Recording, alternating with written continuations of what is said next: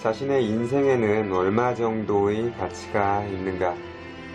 그런 질문 받은 적 있었지. 확실히 초등학교 4학년 도덕 시간이었던가? 대부분의 학생은 두리번 주위를 보면서 최종적으로는 수천만부터 수억이라는 결론을 내렸어. 돈으로는 살 수 없다 라는 생각을 밀어붙이는 학생도 있었지.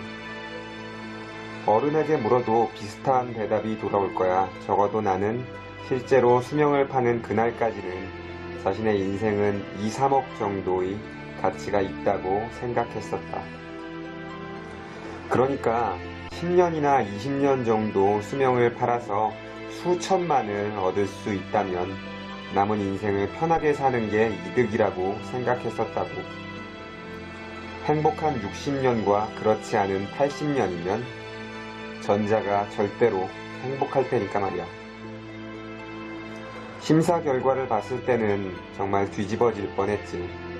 아무래도 나의 일생 100만엔도 채 되지 않는 것 같다. 20살의 7월 정도 이야기인데 그쯤 나는 어쨌든 돈이 필요했다. 밥과 된장국 외에는 입에 대지도 못해서 말이지.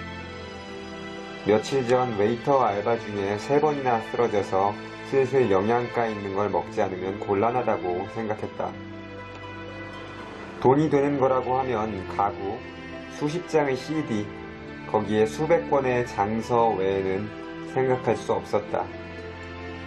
대부분 중고품이고 그다지 가치는 없지만 그래도 1개월 식비 정도는 될까 싶어서 될 수 있는 한 신품에 가깝게 보이려고 열심히 청소해서 단골 헌책방이나 악기점에 팔러 갔었다.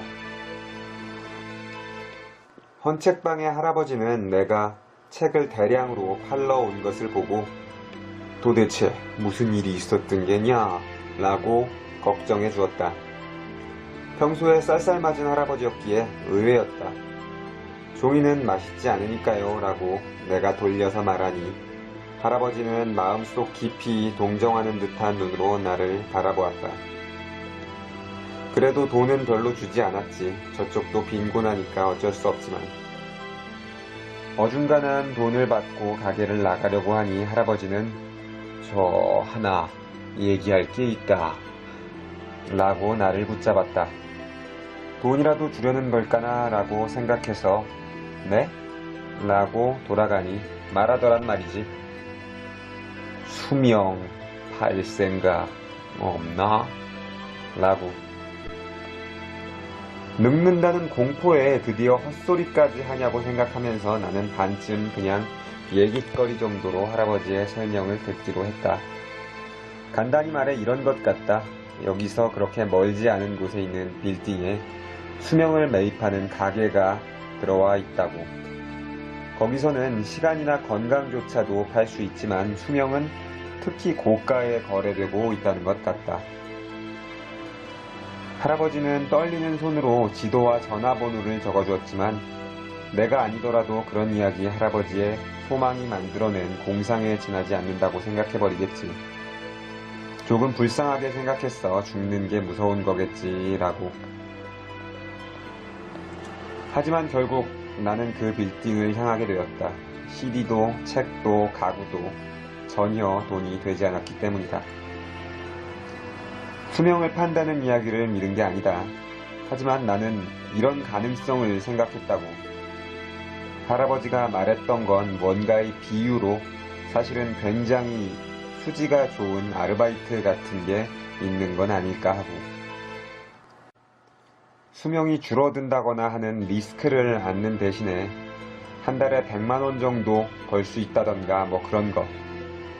그런데 약간 어두운 계단을 올라가 문을 열고 눈이 마주친 점원 같은 여자가 나를 보자마자 시간입니까? 건강입니까? 수명입니까?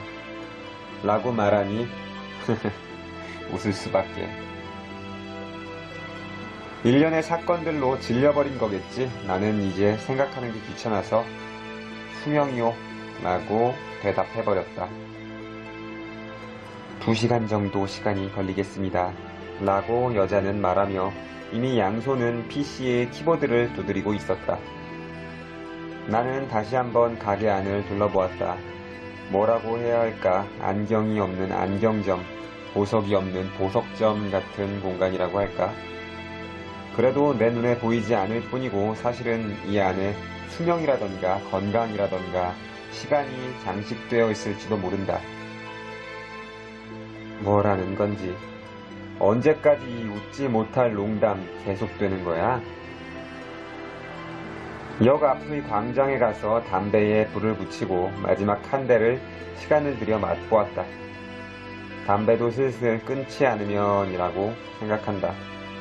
돈만 잡아먹고 건강에도 좋지 않으니까 말이지. 근처에 비둘기에게 먹이를 주고 있는 노인이 있었는데 그걸로 식욕이 솟아나는 자신이 한심했지. 조금만 더 있었다간 비둘기랑 같이 바닥을 쪼을 뻔했다고. 수명 비싸게 팔리면 좋겠네 라고 생각했다. 역에서 시간을 때운 후 나는 조금 빨리 가게로 돌아가 소파에서 졸면서 심사 결과를 기다렸다. 20분 정도 지나 내 이름이 불렸다.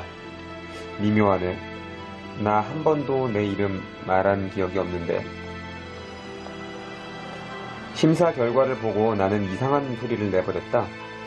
1년에 일만은 남은 내 인생 30년? 북오프에서도 좀 더 제대로 된 가격을 쳐줄 거라고 거북이나 뭔가의 결과랑 바꿔치기 당한 거 아니야? 하지만 그곳엔 확실히 내 이름이 적혀 있었다. 이거 혹시 뭘 기준으로 정해지는 건가요? 나는 그렇게 말하며 심사표를 여점원에게 보여주었다. 여러 가지입니다. 라고 그녀는 귀찮은 듯이 대답했다. 행복도라던가 실현도라던가 공헌도라던가 여러 가지. 분명 이런 질문에 질린 거겠지? 여점원은 상세한 시스템을 가르쳐 주었다. 사실은 가르쳐주면 안 되는 것 같지만 내가 너무 끈질겼던 것이겠지. 특히 충격적이었던 정보는 1만 엔이라는 것이 수명 1년당 최저 매수 가격이라는 것. 말하자면 내 인생은 한없이 무가치에 가깝다는 것이다. 행복해지지 못하고 그리고 누구 하나 행복하게 하지 못하고 무엇 하나 달성하지 못하고 무엇 하나 얻을 수 없는 것 같다. 문제가 없다면 여기 사인을 부탁드립니다. 여점원이 기다리다 지친 듯이 말하지만 이걸 보고 문제가 없다고 말하는 녀석이 있다면 그 녀석은 정신병원에 가보는 게 좋다고 생각해. 하지만 그때는 내 감각은 마비돼 버려서 말이지. 자신의 물건이나 시간을 싸게 파는 것에 너무 익숙해져 있었다. 그래서 자포자기에 빠져 이렇게 대답해버렸어. 3개월만 남기고 나머지 전부 팔겠습니다.